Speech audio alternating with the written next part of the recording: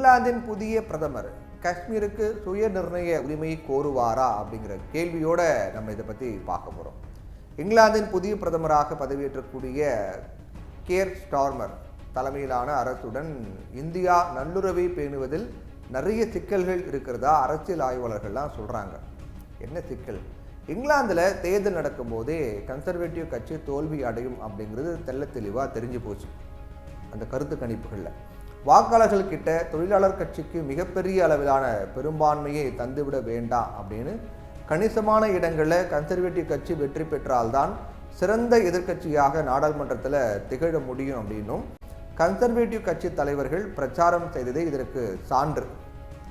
குறிப்பாக இந்திய வம்சாவளியை சேர்ந்த ரிஷி சுனக்கை கன்சர்வேட்டிவ் கட்சி பிரதமராக தேர்வு செய்ததை அந்த நாட்டு மக்கள் இன ரீதியாக ரசிக்கலை அப்படின்னு தெரியுது. ஒரு காலத்தில் இந்தியாவை கட்டியாண்ட நாட்டை இன்று வெள்ளையரல்லாத இந்திய இனத்தவர் கட்டியாள்வதா அப்படிங்கிற எண்ணம் மேலோங்கி இருந்ததாகவே சொல்லப்படுது. அதனால தான் முன்கூட்டியே தேர்தலை நடத்துமாறு சொந்த கட்சியினராலேயே நிர்பந்திக்கப்பட்டதோட ரிஷி சுனக் தலைமையில் தேர்தல் சந்திக்க விரும்பலை அப்படின்னு சொல்லி சுமார் 80 எம்பிக்களும் பின்வாங்கிட்டாங்க.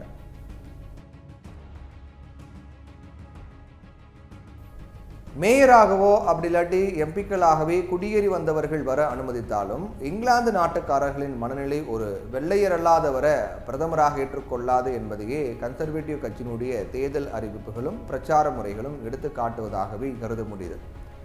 இதோட கடந்த தேர்தலின் போது பிரதமராக முன்னிறுத்தப்பட்டவர் அல்ல ரிஷி சுனக். அந்த தேர்தலில் போரிஸ் ஜான்சன் தான் பிரதமர் வேட்பாளராக முன்னிறுத்தப்பட்டார். போரிஸ் ஜான்சன் கொரோனா பெருந்தொற்றை கையாண்ட விதம், அவருடைய நிர்வாகிகள் ஊரடங்கு உத்தரவு விதிகளை மீறியது ஆகியவற்றால் அவர் பதவி விலக நேர்ந்தது. அவரை தொடர்ந்து போரிஸ் ஜான்சனை தொடர்ந்து லிட்ரஸ் பிரதமராக பதவியேற்றாங்க. அவருடைய மோசமான பொருளாதார கொள்கை அவரது ஆட்சி காலத்திற்கு 40 நாட்களில் முற்றுப்புள்ளி வச்சது. அப்புறம் ரிஷி சுனக் பிரதமர் ஆனார். போரிஸ் ஜான்சன் போல இல்லாமல் லிட்ரஸும் ரிஷியும் அந்த கட்சியினரால் பிரதமர் பதவிக்கு தேர்வு செய்யப்பட்டவங்க. இப்படி ஒரு ஆட்சி காலத்திலே 3 பிரதமர்களை முன்னிறுத்தியதும் மக்கள் மத்தியில் கடும் அதிருப்தியை ஏற்படுத்தி இருக்கு. இதோடு மட்டும் இல்லாமல் ரிஷி சுனக் ஆட்சியில் கிடுகிடுன்னு உயர்ந்த விலைவாசி விவாத பொருளாக அந்த நாட்டில் மாறிச்சு. ரிஷி சுனக்கிற்கும் அவருடைய ஆட்சிக்கும் மிக நெருங்கிய வட்டாரத்தில் இருந்த நபர்கள் சூதாட்டத்தில் ஈடுபட்டதும் அரசியல் வட்டாரத்தில் பெரிய சலசலப்பை ஏற்படுத்துச்சு. இந்த சூழ்நிலையில் தான் கன்சர்வேட்டிவ் கட்சி தோற்கடிக்கப்பட்டு லேபர் கட்சி எனப்படக்கூடிய தொழில் கட்சி வெற்றி பெற்றிருக்கு. கெய்ர் ஸ்டார்மர் பிரதமராக தேர்வு செய்யப்பட்டிருக்கிறார். இவர் இந்தியாவுடனான உறவை மேலும் சீரமைப்பாரா அல்லது சீர்குலைவை சந்திக்க நேரிடுமா அப்படிங்கிறது இப்போ விவாத பொருளாக மாறி இருக்கு. குறிப்பாக காஷ்மீர் விவகாரம் தான் மிகப்பெரிய முட்டுக்கட்டையாக இருக்கும் அப்படின்னு எதிர்பார்க்கப்படுது. ஏன்னா ஸ்டார்மர் தலைமையில் 2019ஆம் ஆண்டு நடைபெற்ற கட்சி மாநாட்டில் பிரேரணை ஒன்று வெளியிடப்பட்டது. அதில் காஷ்மீரில் மனித உரிமை தொடர்பான சிக்கல்கள் இருப்பதை மேற்கோள் காட்டியிருந்தாங்க. காஷ்மீர் மக்களுக்கு சுய நிர்ணய உரிமை வழங்க வேண்டும் அப்படின்னு குறிப்பிடப்பட்டிருந்துச்சு. இதை இந்தியா எதிர்த்தாங்க. தொழிலாளர் கட்சி மனித உரிமை தொடர்பான விவகாரங்களில் அதிக கவனம் செலுத்தும்.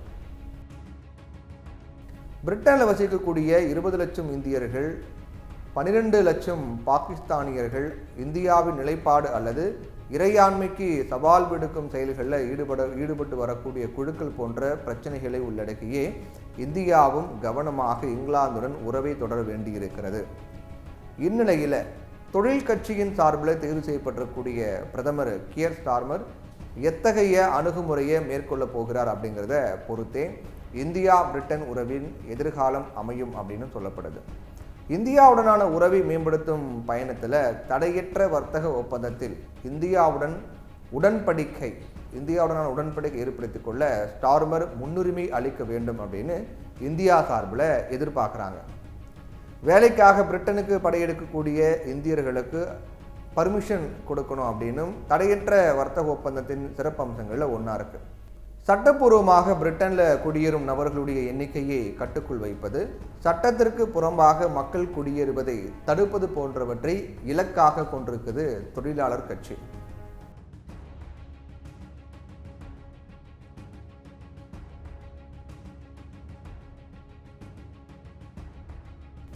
இந்த சமநிலை எப்படி உருவாகி சமாளிக்க போகிறது இங்கிலாந்து என்பதையும் இந்தியா கூர்ந்து கவனிச்சுட்டு வராங்க.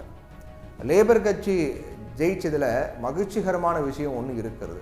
அதாவது இலங்கை வம்சாவழி தமிழரான உமா குமரன் லேபர் கட்சி சார்பில் தேர்தலில் போட்டியிட்டு அவங்க ஜெயிச்சிருக்காங்க. அந்த தொகுதியில் அவங்க ஜெயிச்ச தொகுதியில் 19,145 வாக்குகளை அவங்க பெற்றிருக்காங்க. அவங்க எதிர்த்து போட்டியிட்ட கன்சர்வேட்டிவ் கட்சி வேட்பாளரான கேன் பிளாக்வெல் 3,144 வாக்குகள் மட்டுமே வாங்கினார். ஈழப்போரின் இடையே பூத்த பூ ஒன்று இங்கிலாந்து நாட்டின் நாடாளுமன்றத்தை அலங்கரிக்குள்ளதை உலக தமிழர்களுள் ஒருவனாய் எண்ணி பெருமை கொள்கின்றேன். பாரம்பரியமிக்க தமிழினத்தில் பிறந்த தமிழ் மகள் சகோதரி உமா குமரன் அவர்கள் தொழிலாளர் கட்சியின் சார்பில் போட்டியிட்டு வெற்றி பெற்றிருப்பது தமிழர்களுக்கான பெருமை. முதல் தமிழர் அப்படிங்கிற பெருமையோடு நாடாளுமன்றத்தில் முழக்கமிட இருக்கும் சகோதரிக்கு தமிழ் மண்ணின் சார்பில் வாழ்த்துக்கள் அப்படின்னு முன்னாள் அமைச்சர் ஜெயக்குமார் பாராட்டி பதிவிட்டிருக்காரு. அதே போன்று தமிழக முதலமைச்சர் மு.க. ஸ்டாலினும் இலங்கை தமிழராக இருக்கக்கூடிய உமா குமரன் பிரிட்டன் தேர்தலில் வெற்றி பெற்றிருப்பது மிகப்பெரிய மகிழ்ச்சி அளிப்பதாகவும் அவர்களுக்கு வாழ்த்துக்கள், அவருடைய பணி சிறக்கணும் அப்படின்னு தமிழக முதலமைச்சர் மு.க. ஸ்டாலினும் ரொம்ப பெருமையோட மகிழ்ச்சியை வெளிப்படுத்தி வாழ்த்து தெரிவித்திருக்காரு.